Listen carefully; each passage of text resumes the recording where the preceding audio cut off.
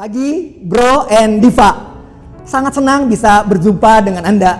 Seiring dengan nafas Anda tarik dan Anda lepas, itu menandakan Anda tetap hidup dan tetap menjemput rezeki juga.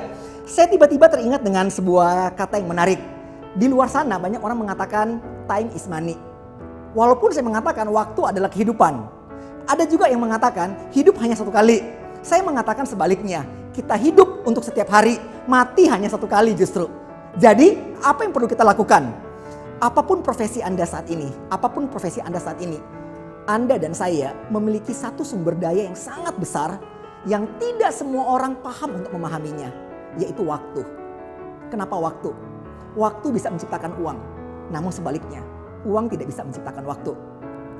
Saya bertemu dengan seorang sahabat saya dan berbagai sahabat yang lain yang memiliki profesi yang kita sebut adalah finpreneur sama mereka. Di mana di sana bergabung berbagai macam profesi. Bermacam-macam profesi bergabung di sana. Saya mengamati selama 22 tahun lamanya. Kenapa begitu banyak profesi pada akhirnya memilih bergabung bersama-sama? Yaitu adalah waktu. Kecerdasan tidak cukup. Dibutuhkan kearifan di sini. Misalnya, saya harus menyebut itu adalah dokter. Misalnya, dia memilih profesi tersebut untuk sebagai kegiatan pengabdiannya. Namun tidak bergantung secara ekonomi dalam profesi tersebut. Ada hal lain yang dia menggantung secara ekonomi. Anda tentu tahu yang namanya 4 kuadran Kiyosaki. Employee, self-employee, business owner, dan investor. Di sini yang dibicarakan bagaimana titik startnya menjadi seorang self-employee. Sebagai seorang bisa membantu orang lain mendapatkan dan mewujudkan kehidupan yang lebih baik. Tentang apa? Kita berbicara tentang ML. Apa itu ML? Money and life. Duit dan kehidupan. Gak perlu diulang-ulang. Siapapun di antara kita pasti setuju. Selama Anda dan saya merasa masih berada di muka bumi ini, semua dari kita membutuhkan yang namanya uang. Tapi ingat, uang bukanlah tujuan hidup. Uang hanyalah alat untuk mencapai tujuan hidup. Dengan Anda memiliki konsep ini bahwa uang bukan tujuan hidup, Anda gak akan pernah berantem dengan kawan, dengan sahabat dan keluarga. Karena uang hanyalah alat. Tetapi dia memegang peranan yang penting. Uang adalah jembatan antara fantasi dan kenyataan. So, gimana? Anda boleh berpikir dan Anda akan mencari tahu dengan segera tanpa alasan yang jelas. Anda menghubungi kontak yang ada dalam video ini atau orang yang memberikan video ini kepada Anda. Cari tahu ke mereka bagaimana mengkalikan waktu. Bukan sekedar membagi waktu. Karena setiap cinta yang kita bagi, maka hanya akan dapat bagian yang kecil-kecil. Bagaimana dengan cara mengkalikan? Bagaimana bila Anda memiliki solusi keuangan dengan siapapun orang yang berinteraksi dengan Anda? Anda selalu punya waktu untuk bersosialisasi, berhubungan secara online maupun secara offline. Dan kabar baiknya, bila Anda mampu mengarahkan pembicaraan tersebut, di mana setiap individu pasti memiliki yang namanya masalah. Masalah selalu membutuhkan solusi. Hampir semua hal erat kaitannya dengan uang. Jika ditanya, Sensei, apa satu kata yang ingin kamu bicarakan? Saya akan bicarakan yang namanya likuiditas.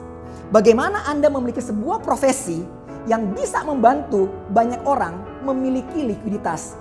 Bisa menyelamatkan mereka dari malapetaka keuangan. Bisa menyelamatkan mereka dari kebocoran keuangan. Memangnya apa tuh kebocoran keuangan? Anda perlu tahu bahwa Anda dan saya setidaknya memiliki 3 tujuan yang ingin kita capai. Pertama, tujuan untuk diri sendiri. Tujuan untuk orang yang kita cintai. Dan tujuan rencana amal. Apapun rencana Anda perlu meningkatkan aset Anda.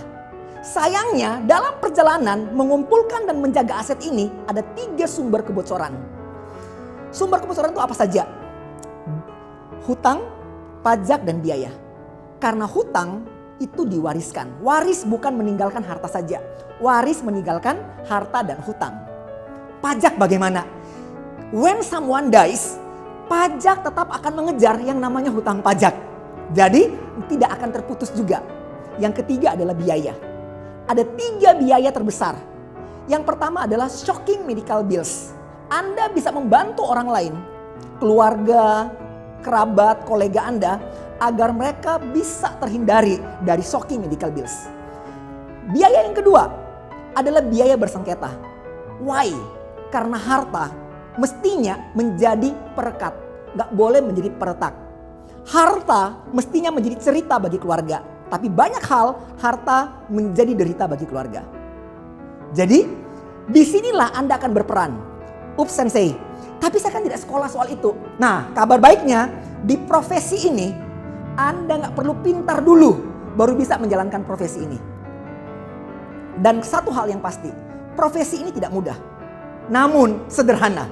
Terus bedanya apa antara mudah dan sederhana? Kalau mudah, ada yang menjanjikan Anda kemudahan, berarti Anda nggak perlu belajar kan, nggak perlu berproses kan, langsung jadi. Namun kenyataannya di sini membutuhkan orang-orang yang humble, open-minded, dan teachable. Anda bisa semakin cerdas seiring perjalanan. So, nggak usah lama-lama mendengarkan saya, hubungi orang yang memberitahu Anda link video ini. Hubungi mereka karena mereka peduli kepada Anda. Saya Hendra Sensei, Hendra tanpa delta. Anda bisa temukan saya di Instagram, langsung sambung aja Hendra Sensei. Dan tentunya Anda silakan follow dan subscribe Brondiva TV maupun media sosial mereka lainnya, Brondiva Agency. Terima kasih, hiduplah dengan pas, produktif, aman, dan sehat.